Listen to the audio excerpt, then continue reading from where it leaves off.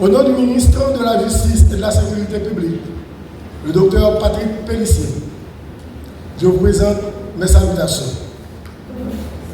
Mesdames, Messieurs, la situation que vit le pays depuis plusieurs années sous l'emprise des gangs armés a fait beaucoup de victimes de toutes les couches sociales.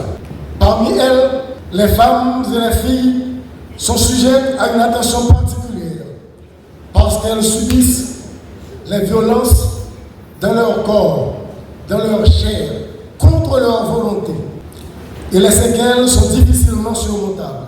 Conscient de la gravité de la situation, le ministère de la Justice et de la Sécurité publique a spécialement désigné un commissaire du gouvernement de chacun des parquets des 18 juridictions près des tribunaux de première instance de la République pour traiter les cas de violence basés sur le genre.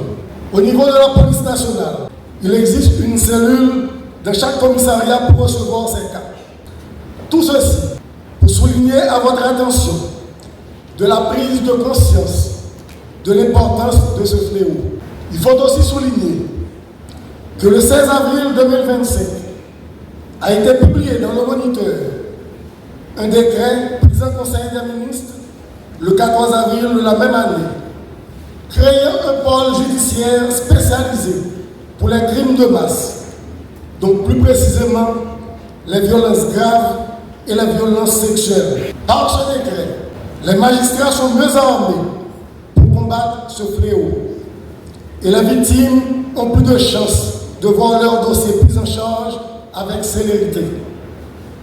La redynamisation de la table sectorielle pour la prise en charge sécuritaire et humanitaire des femmes survivantes de violences est une initiative à encourager afin d'accompagner les victimes pour leur permettre de surmonter leurs souffrances et de croire qu'elles peuvent surmonter les épreuves et continuer à vivre grâce au soutien que tous nous pouvons leur apporter.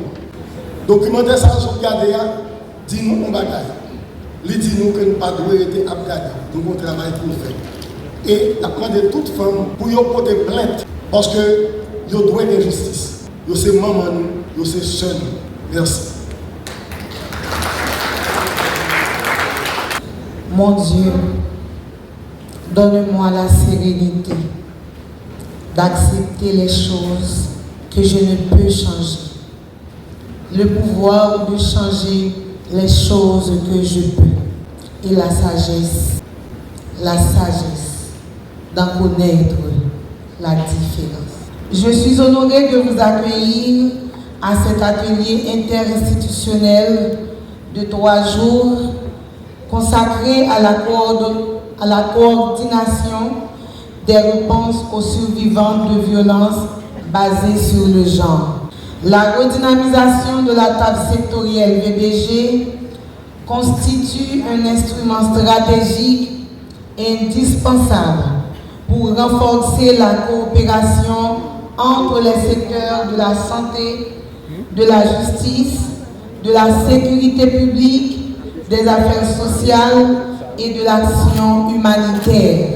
Elle vise à garantir que chaque survivante, où qu'elle se trouve sur le territoire, puisse accéder rapidement à des soins médicaux appropriés, à un accompagnement psychosocial de qualité, à une protection sécuritaire effective et à un accès réel à la justice. Aujourd'hui, plus que jamais, nous devons regarder la réalité en face avec courage et détermination. La violence basée sur le genre en Haïti est un fléau quotidien qui touche des milliers de femmes et de filles, déchirant les familles, brisant des vies et sapant les fondements même de notre société. Selon les informations du sous-cluster VBG, entre janvier et septembre 2025, plus de 7400 incidents de violence basés sur le genre ont été rapportés, soit en moyenne près de 27 cas par jour, dont plus de la moitié sont des violences sexuelles et une grande partie implique des viols collectifs perpétrés par des groupes armés dans un contexte d'insécurité généralisée. Parmi les survivantes, les femmes adultes représentent près de 76% et les filles environ 14% des victimes, ce qui souligne l'extrême vulnérabilité de ces populations face à ce phénomène tragique.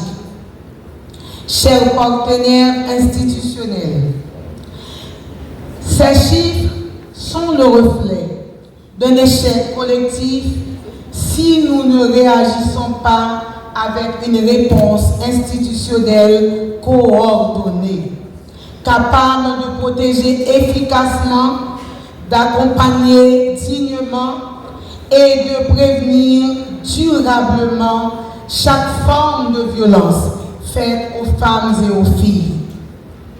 Cette réponse ne peut être l'œuvre d'un seul ministère ou d'un seul secteur.